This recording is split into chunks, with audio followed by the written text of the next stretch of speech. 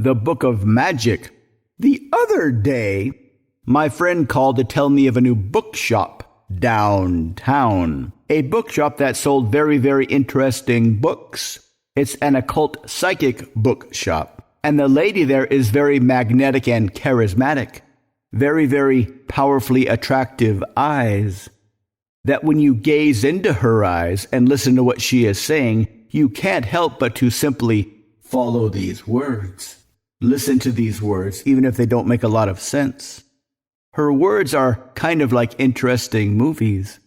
Movies that the first time you watch them don't seem to make a lot of sense. But after you finish watching this, you'll start to think about this. And the more you think about this, the more this will start to make more and more sense. But this was just the impression you got when looking into her deep blue-gray eyes. Eyes filled with wisdom and compassion and magic. She was the sole proprietor and operator of the bookstore.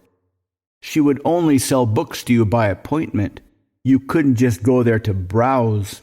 And when you made an appointment, she would take you in the back and give you a reading. She would sit you down and she would put you under a spell, a mix of hypnosis and magic, to reduce your anxiety, to let go of all your fear, to get in touch with your true desires and needs.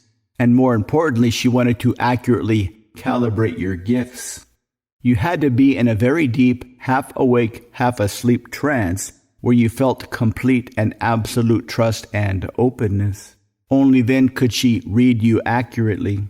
And she would combine her reading of your deepest skills and your deepest desires.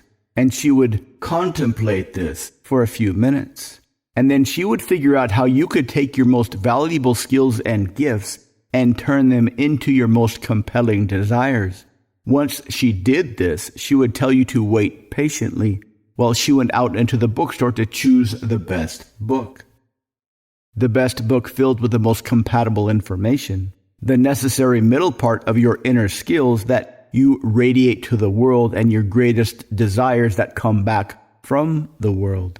A book that was filled with invisible magic. Even though all the books were different, they were all blank, not visible yet filled with potential.